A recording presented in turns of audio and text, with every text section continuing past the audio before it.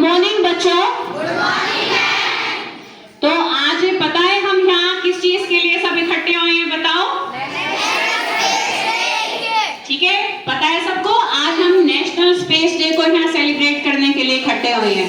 अच्छा बताओ, इस दिन को हम आज 23 अगस्त को ही क्यों नेशनल स्पेस डे के रूप में सेलिब्रेट करने जा रहे हैं? कोई बच्चा बता सकता है खड़े होकर? कोई एक बच्चा बता सकता है कि क्यों हम आज सेलिब्रेट कर रहे हैं? नहीं बता सकता कोई भी? चलो हाँ, खड़े होकर बोलो। उषा बेटा बताओ। किसकी? चंद्रयान 1, 2 के 3 की। ठीक है, शाबाश बेटा, क्लैप करो। तो आज के दिन ही लास्ट ईयर 23 अगस्त 2023 को क्या हुआ था बेटा? चंद्रयान 3 की सक्सेसफुल लैंडिंग हुई थी ऑन मून। और वो मून की ऐसी जगह पर लैंडिंग हुई थी बेटा, साउथ पोल पे, जहां पर कोई भी कंट्री अभी तक सक्सेसफुली अपने रॉकेट को, अपने जो भी हमारे जैसे जो भी कोई लूनर मिशन होता है तो उसका कोई भी एक तरीके से कंट्री अभी तक सक्सेसफुली उसको अचीव नहीं कर पाई थी। तो हमारा जो कंट्री है इंडिया, भारत, वो हमारी फर्स्ट कंट्री थी जिसने सक्सेसफुली वहां पर अपने किसको लॉन्च किया था? चंद्रयान 3 को लॉन्च किया था। तो ये हम सबके लिए बहुत प्राउड की बात है कि हमारी कंट्री फर्स्ट एक तरीके से पूरी दुनिया में उस चीज के लिए आई। तो आज चलो एक इससे रिलेटेड एक छोटी सी कहानी सुनाती हूँ तुम्हें। तैयार हो सुनने के लिए? तो एक ना लड़की थी, उसका नाम था रानी। क्या था? रानी। तो रानी जो लड़की थी वो छोटी सी लड़की थी, 3rd क्लास में पढ़ती थी। तो 3rd क्लास में जब वो बच्ची पढ़ती थी तो वो बहुत क्यूरियस लड़की थी। उसको हर चीज में इतनी क्यूरियोसिटी रहती थी कि ये फूलों के रंग अलग अलग क्यों होते हैं, पत्ते क्यों हरे रंग के होते हैं, क्यों ऐसे ही फैन चल जाता है। वो मम्मी की पूछ पूछ के कान खाए रहती थी, मम्मी ऐसे क्यों होता है, वैसे क्यों होता है। तो एक दिन रात को वो छत पे सो रहे थे तो उसने आसमान की तरफ देखा। उसने देखा कि ये, उसने तब मम्मी से फिर पूछा, मम्मी ये चांद है, ये तारे हैं, तो इनको हम यहाँ तक हम नहीं पहुंच सकते? तो मम्मी ने कहा, नहीं बेटा, ये तो बहुत दूर है, हम यहाँ तक तो कोई भी जा ही नहीं सकता। कह रहे ऐसे बताओ कितनी दूर है, कितने किलोमीटर दूर है, मुझे बताओ। मम्मी ने कहा, अब तो ऐसा कर, चुप सो जा। ऐसे कह देते हैं ना पेरेंट्स। फिर उसने अपने भाई से पूछा, उसका बड़ा भाई था प्रतीक। तो उसने कहा, भाई तू बता कि यहाँ तक हम कैसे जा सकते हैं, मैं तो जाना चाहती हूँ यहाँ तक। कह रहे नहीं नहीं नहीं, पागल है क्या, बहुत दूर है, यहाँ तक कोई भी कभी भी नहीं जा सकता। तो ऐसे कह के वो लड़की उदास होकर सो गई। अब 2-3 दिन बाद टीवी पर चंद्रयान 3 की लैंडिंग का प्रोग्राम लाइव चल रहा था। तो प्रतीक एकदम जोर से चिल्लाया, रानी रानी रानी देख, हमारा इंडिया चांद पर पहुंच गया। तो रानी भागी भागी आई कि अरे ये क्या हुआ। तो उसने पूछा कि ये क्या है, कैसे, पूछा क्या हुआ, मुझे बताओ बताओ, जल्दी जल्दी बताओ। ऐसे ना वो उछल उछल के बड़ी क्यूरियस हो गई। तो उसने कहा, देख मुझे इतना तो कुछ नहीं पता, मुझे बस ये पता है कि चंद्रयान 3 नाम का एक व्हीकल एक तरीके से हमारे इंडिया का था जो कि चांद पर पहुंच गया। अब अगर तुझे इसके बारे में ज्यादा जानकारी चाहिए तो मेरा एक फ्रेंड है, एक उसने फ्रेंड का नाम बोला कि नवीन करके एक फ्रेंड है, और उसकी मम्मी साइंटिस्ट है। वो इस टाइम छुट्टी लेकर घर आई हुई है, तो कहे तो मैं तुझे वहां ले चलता हूँ और उनसे हम उन आंटी से पूछेंगे कि ये सब क्या है। तो फिर वो उसको लेकर वहां गया। तो उनकी मम्मी ने उन्हें बिठाया, शरबत पिलाया और पूछा कि हाँ बच्चों बताओ कैसे हो, कैसे आए। तो फिर उसने पूछा, आंटी मुझे ये बताओ ये चंद्रयान 3 क्या है? क्योंकि देखो सबको पता है कि चंद्रयान 3 लैंड कर गया, पर क्या है, कैसे है, क्या हुआ, क्यों हो गया, तो वो सब उसने एकदम क्वेश्चंस की बौछार कर दी। किसके ऊपर? उन आंटी के ऊपर। तो उन आंटी ने बताया कि बेटा क्या होता है कि चांद पर जो हमारे जैसे हमारी कंट्री से पहले भी 3 और कंट्रीज भी क्या कर चुकी हैं बेटा, एक तरीके से अपने व्हीकल को वहां उतार चुकी हैं। तो उसने पूछा, मुझे तो उनका नाम भी नहीं पता। फिर उनके बेटे ने फटाफट से बताया, जो नवीन था, उसने कहा कि एक रशिया था, एक चाइना था, एक यूएस था, तो वो पहले ही पहुंच चुके हैं। हमारी कंट्री 4th कंट्री है जो कि कहां पर पहुंची है? चांद पर उसने अपने व्हीकल को उतारा है। ठीक है बेटा। तो अब क्या हुआ कि उसने कहा कि फिर ये बताओ आंटी कि भाई ये हम क्यों उतारते हैं, क्यों भेजते हैं, और उसमें क्या कोई आदमी भी जाता है? तो उसने कहा नहीं, अभी इसमें वाले ये जो हमारे गए हैं, जैसे चंद्रयान गए हैं, जो औरों के पहले ये जो भी कोई अपने व्हीकल को चांद पर पहुंचाता है तो उसका एक नाम रखा जाता है, उसको ल्यूनर मिशन कहते हैं। हमारे इंडिया के ल्यूनर मिशन का नाम क्या था? चंद्रयान था। तो चंद्रयान 1 जब हमारा पहले गया था, उसने अच्छा ये भी पूछा कि बच्चों तुम्हें किसी को पता है कि हमारे कितने चंद्रयान जा चुके हैं? तो उसके जो प्रतीक था उसने कहा 5, फिर नवीन ने कहा 4, तो फिर रानी ने कहा नहीं आंटी, क्योंकि जहां पर जब टीवी पर वो बोल रहे थे तो ये कह रहे थे चंद्रयान 3 का मतलब फिर अभी 4 और 5 तो नहीं गया। तो उसकी मम्मी ने उसकी बड़ी पीठ थपथपाई आंटी ने कि भाई बेटा तुम्हारी तो बहुत अच्छी ऑब्जर्वेशन है कि लड़कों का इस बात पर ध्यान नहीं गया। तो फिर उसको बड़ी खुशी हुई कि हाँ भाई चलो आंटी मेरी तारीफ कर रही है, अच्छा लगता है, सबको अच्छा लगता है। तो कितने चंद्रयान गए हैं अभी तक हमारे? 3। तो उसने कहा जो पहला चंद्रयान हमारा गया था तो उसमें एक ही पार्ट था, उसको ऑर्बिटर कहते हैं, मतलब चांद की चारों तरफ की कक्षा पर वो घूमा था और वो 312 दिन तक चारों तरफ घूमता रहा था। वो घूमने से क्या हुआ कि भाई वो उसमें जैसे सेंसर्स लगे रहते हैं, ठीक है, उसमें कैमरास लगे रहते हैं, तो कोई भी जैसे चांद पर पानी की खोज की पुष्टि हमारे पहले चंद्रयान ने की थी कि भाई चांद पर पानी है। तो ये पुष्टि कोई उतरा नहीं था चांद पर, मतलब जब पहला चंद्रयान गया था कोई व्हीकल लैंड नहीं किया था, बस वो चारों तरफ घूम रहा था। घूम के ही उसने सिग्नल्स के द्वारा, सेंसर्स के द्वारा और कैमरास के द्वारा उसने इंफॉर्मेशन हमारे कहां भेजी थी? अर्थ पे भेजी थी। अच्छा तुम्हें इसरो के बारे में पता है? देखो बेटा यहाँ इसरो लिखा हुआ है, इंडियन स्पेस रिसर्च ऑर्गेनाइजेशन। तो ये इन सारी चीजों को हैंडल करती है, ठीक है, कि भाई अंतरिक्ष में क्या चीज जाएगी, कैसे जाएगी, किस तरीके से जाएगी, तो ये सारा इसरो मैनेज करता है। तो जब इसरो ने पहला चंद्रयान भेजा तो उनको अच्छा लगा कि चलो हमारा जो ऑर्बिटर गया था उसने सक्सेसफुल हमें बहुत सारे इंफॉर्मेशंस दी हैं। तो फिर उन्होंने सोचा कि चलो अब हम भी और उन 3 कंट्रीज की तरह क्या करें अपने। अच्छा पहला जो चंद्रयान गया था वो कौन से साल में गया था पता है किसी को? 2008 में। डेट पता है किसी को? बताओ।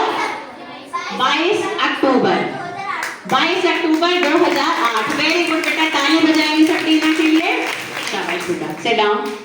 फिर दूसरा चंद्रयान जब उन्होंने सोचा कि हम ऐसा भेजेंगे कि हमारा भी लैंड करे, क्योंकि तुम ये खुद सोचोगे एक तो हम किसी चीज को दूर से ऑब्जर्व कर रहे हैं, एक हम बिल्कुल उसी पर ही उतर के देख रहे हैं, तो इंफॉर्मेशन हमें ज्यादा मिलेगी, ज्यादा सटीक मिलेगी और हमें इंफॉर्मेशन की एक तरीके से क्वांटिटी भी बढ़ेगी, क्वालिटी भी बढ़ेगी।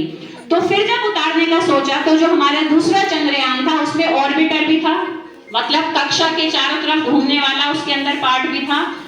एक क्या था बेटा, उसमें एक हमारा जो रॉकेट होता है, ठीक है, उससे हम उसको लॉन्च करते हैं, तो उसमें उस रॉकेट से लॉन्च होकर 3 चीजें एक तरीके से उसमें थी। एक तो ऑर्बिटर को छोड़ा, एक लैंडर था, लैंडर जो लैंड करेगा, उस लैंडर के अंदर ही एक रोवर था। रोवर एक तरीके का रोबोट होता है कि ऐसे एक सीढ़ी सी उसमें से खुलेगी और रोबोट उतर के चांद की सतह पर चलेगा, जगह जगह घूमेगा और उसमें जो कैमरास लग रहे हैं, उसमें जो सेंसर्स हैं, वो इंफॉर्मेशन को फिर कलेक्ट करेंगे। तो ये सोच के पूरा प्लान करके कई सालों की मेहनत के बाद 2000 बताओ किसमें चंद्रयान 2 उतरा था?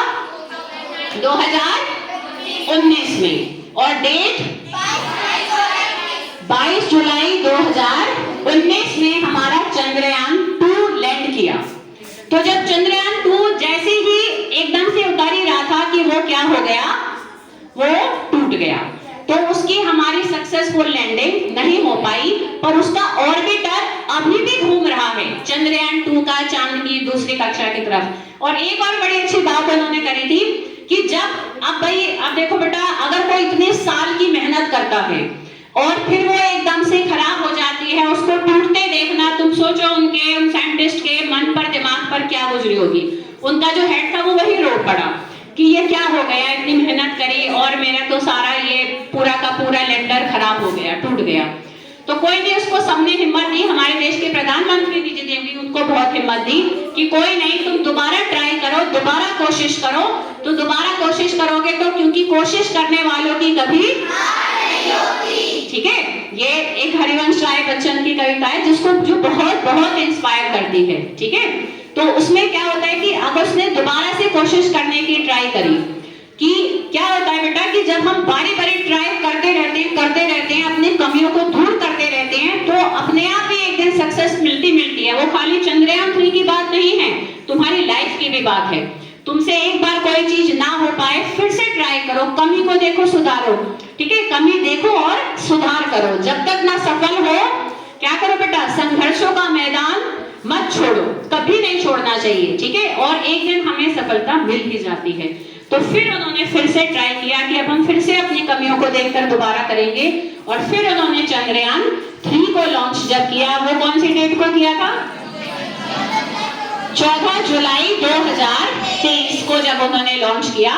तो जब हमारा चंद्रयान 3 का ऑर्बिटर चंद्रयान 2 के ऑर्बिटर से मिला था ना, तब एक मैसेज उन्होंने वहां डिलीवर करा था, हाय बडी, कि भाई दोस्त मैं आ गया, तू इतने दिनों से यहाँ घूम रहा था, मैं आ गया तेरे पास। तो एक मैसेज भी उन्होंने उसमें डाला कि जब चंद्रयान 3 का ऑर्बिटर चंद्रयान 2 के ऑर्बिटर से मिला था, तो ऐसे उसने कहा, हाय बड़ी, मैं यही हूँ। तो फिर अब वो भी घूम रहा है और वो भी इंफॉर्मेशन दे रहा है। जैसे ही वो लैंड किया, तुमने देखा होगा, तुम सबने अपने टीवी पर भी देखा होगा, तो जितना प्राउड वहां पर उनके डायरेक्टर को हो रहा था, इसरो के हमारे प्रधानमंत्री जी को हो रहा था, उनसे शायद बहुत बहुत बहुत ज्यादा हमको भी एज इंडियन बहुत प्राउड फील हो रहा था। नहीं हो रहा था बताओ? वो कितना एक मतलब बहुत एक प्रीशियस मोमेंट था कि वो लैंड किया, ऐसे वो खुला, रोवर उतरा और चला। तो कुछ मोमेंट्स ऐसे होते हैं, प्राइसलेस होते हैं, जिनको जो मतलब बेशकीमती होते हैं, जिनको हम हमेशा के लिए दिमाग में हमारा ध्यान रहता है। हम बुढ़े हो जाएंगे, मर जाएंगे, पर वो सीन जब भी कभी कोई बात करेगा चंद्रयान 3 की, तो देखो बलून भी फूट गया चंद्रयान 3 की लैंडिंग पे, है ना? तो इसको भी कितने खुशी हो रही है। तो इस तरीके से हमारे तीनों चंद्रयान वहां पर उतरे थे। अच्छा, तुम्हें पता है मून पर कोई आदमी कभी उतरा है? पता है किसी को? कोई इंडियन कभी मून पर उतरा है? नहीं, वो मून पर नहीं उतरा, वो अंतरिक्ष में गया था। मून पर अभी तक 12 लोग जा चुके हैं, और वो 12 के 12 ही अमेरिकी हैं, वो अमेरिकन ही हैं। इंडियन हमारे जो राकेश शर्मा है, वो अंतरिक्ष में तो गए हैं, पर मून पर कोई भी अभी नहीं उतरा है। कोई बात नहीं। तो जैसे ही जब हमारा चंद्रयान 3 उतरा था, तो जो हमारा वो डायरेक्टर था, उसने ऐसे कहा था कि I reach my destination and you too, कि भाई मैं अपनी मंजिल तक पहुंच गया, तुम सब भी एक दिन पहुंचोगे। उसने अपने सारे भारतवासियों को एक तरीके से संदेश दिया। तो जो भी हमारा लाइफ का गोल होता है, अगर हम ट्राई करते रहते बेटा, एक दिन हम उसको अचीव हर कीमत पे करते हैं। लाइफ में कोई ऐसा काम नहीं है, कोई ऐसी चीज नहीं है जो तुम ठान लो और अगर उस पर वर्क ना करो और तुम उसमें सक्सेसफुल ना हो, बस वर्क करना पड़ता है बेटा। तो ये एक बहुत बड़ा लेसन हमें चंद्रयान 3 की लैंडिंग से भी अपनी लाइफ के लिए मिलता है। तो अब हम रानी की बात चल रही थी, तो वापस हम अपनी स्टोरी पे आते हैं। तो रानी बड़ी खुश हो रही थी देख देख के कि क्या हो रहा है। ये कहती है, अपर आंटी ये बताओ कि वो उतरते क्यों हैं, मतलब किस चीज के लिए जाते हैं? तो उसने कहा, देखो बेटा, वहां ये चीज का पता करने के लिए कि वहां पर चांद किन किन चीजों से मिलकर बना हुआ है, कंपोनेंट्स क्या हैं, चांद का स्ट्रक्चर कैसा है, वहां पर आगे चल के लाइफ पॉसिबल हो सकती है या नहीं हो सकती, वहां पानी है कि नहीं है। तो आगे चल के जब ये धरती भर जाएगी अगर आदमियों से, तो कोई दूसरी अगर प्लेनेट चाहिए, तो हम से ही खोजबीन करके तैयार कर रहे हैं कि अगला घर तुम जाके चांद पे बना दो, ठीक है? फिर आराम से रॉकेट से आए जाए करेंगे कि चलो मैं जरा चांद पर होकर आता हूँ और अभी चलो मैं अर्थ पर होकर आता हूँ। तो अभी जैसे हम कंट्रीज की बात करते हैं, तो आगे चलकर एक ऐसा भी फ्यूचर हम एज्यूम कर सकते हैं। और देखो बेटा, किसी ने पहले ये भी कभी नहीं सोचा था कि कोई चांद पर पहुंच जाएगा। सोचा था कभी किसी ने? पूछो अपने दादाजी वगैरह से, उनसे पूछो, पर पहुंचे ना बेटा। तो अगर हम ये सोचे एक दिन चांद पर हमारा घर होगा, तो वो भी एक चीज पॉसिबल है, क्यों नहीं हो सकती? हो सकती है। तो तुम सोच सकते हो साइंटिस्ट बनना कितनी गर्व की बात होती है कि उन लोगों को अभी तक क्या वो लाइफ टाइम खुश रहेंगे अपने इस अचीवमेंट से, उसको कभी नहीं भूल पाएंगे, कभी भी नहीं भूल पाएंगे। तो उन सारे साइंटिस्ट के लिए, चाहे कोई भी उसके चंद्रयान 1, 2, 3 बनाने के लिए किसी की अगर इतनी सी भी मेहनत है, किसी की प्रार्थना भी अगर उसमें शामिल है, तो उन सब के लिए जोर से तालियां बजाएं। और ऐसी हमारा एक मंगलयान मंगलयान पे जा चुका है, उसने भी अपना उपग्रह, हमारा इंडिया का उपग्रह वहां पर स्थापित है। तो इंडिया वहां पर भी 4th कंट्री थी जिसने कि मंगलयान को करा था और मंगल ग्रह पर अपना उपग्रह स्थापित किया था। तो इस तरीके से हमारी कंट्री की बहुत अचीवमेंट्स है बेटा। अगर हम स्पेस के बारे में बात करें तो वो कहां से आती है बेटा, जब बच्चा उसकी पढ़ाई करता है।